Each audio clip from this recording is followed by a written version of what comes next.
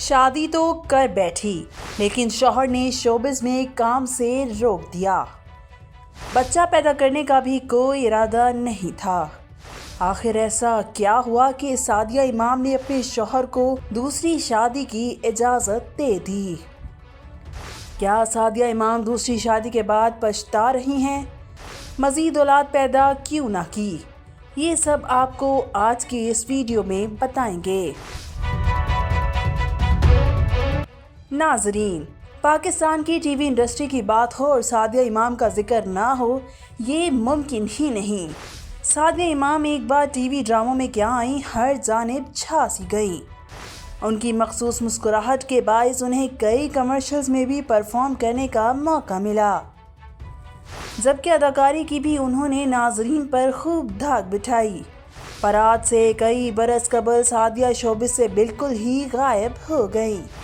उनके बारे में बस इतना पता चला कि शादी हो गई और फिर एक बेटी की मां भी बन गई। उनके मदा बहुत सी बातें जानना चाहते हैं, सो हमारी आज की वीडियो इसी बारे में है। सादिया इमाम ने गुज़िश्ता चंद माह के दौरान अपने शौहर और बेटी समेत कई मॉर्निंग शोज़ में शिरकत की, जहां उन्होंने अपनी मौजूदा ज़िंदगी और शादी समेत कई मामलात पर खुलकर बात की। अदाकारा ने बताया कि उन्होंने अपने शोबिज़ कैरियर का आगाज़ 1996 में किया, जबकि 2012 से मॉर्निंग शोज़ में बतौर एंकर जिम्मेदारियां भी निभाने लगी थीं। अदाकारा और उनके शौहर अदनान हैदर ने बताया कि उनकी शादी खालिस्तान ख़ानदान वालों की पसंद से हुई थी और पहली बार रिश्ते की बात पक्की करते वक्त दोनों ने एक दूसरे को देखा था। अदाकारा के मुताबिक रिश्ता तय करते वक्त उनके शौहर ने मनकबत पढ़ी और उन्होंने उनकी आवाज़ सुनकर ही उन्हें कबूल कर लिया। सादिया ने इंकशाफ किया कि मेरे शौहर ने मुझे बतौर अदाकारा सादिया इमाम पसंद किया था, लेकिन शादी के बाद उन्होंने मुझे काम करने से रोक दिया। कुछ भी नहीं था, बस मुझे शोबिज़ में काम करने से रोकने में उनकी अना का मसला था। सादिया ने बताया कि शादी के 1 साल बाद वो जर्मनी चली गई थीं। उनका बच्चा पैदा करने का कोई इरादा नहीं था, जबकि ससुराल वाले हमारे आंगन में जल्द अज जल्द कोई फूल खिलने की ख्वाहिशमंद थे। हमल के दौरान मेरी तबीयत बहुत ख़राब रहने लगी और वज़न भी बढ़कर 75 किलो तक हो गया था।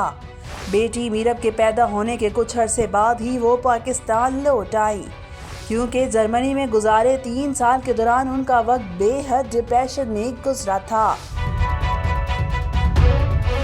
इसी गुफ्तगू के बीच में नामवर अदाकारा ने बताया कि पाकिस्तान आने के बाद उनके शौहर जर्मनी में अकेले रह गए।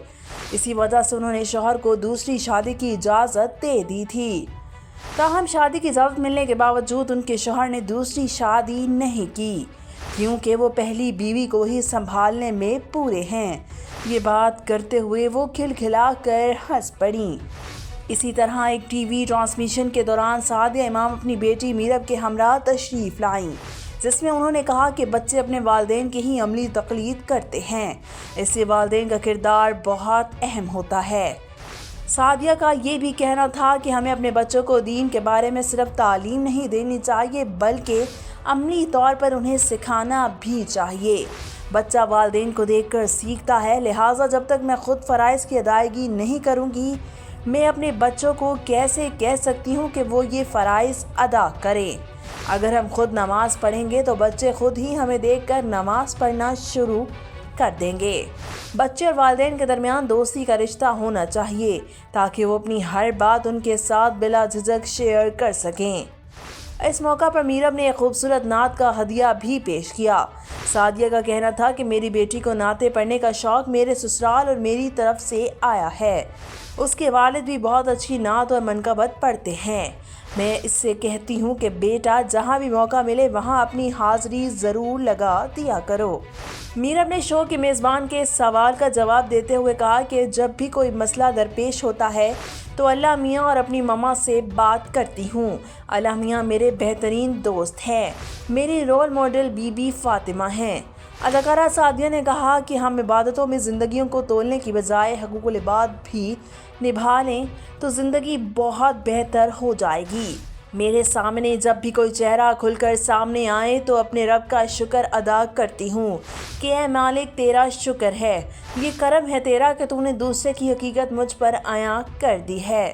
سعدیہ امام نے کہا کہ مارننگ شو کے لیے میں نے بانی MQM کا انٹرویو کیا، ان کو صبح کے وقت اٹھانا بڑی بات تھی۔ وہ انٹرویو ہم نے براہ راست کیا، وہ خواتین کا عالمی دن تھا۔ اس کے بعد بانی متحدہ نے ہمیں اپنے ہاتھ کے بنے آلو کے پراٹھے بھی بھیجے تھے۔ میں نے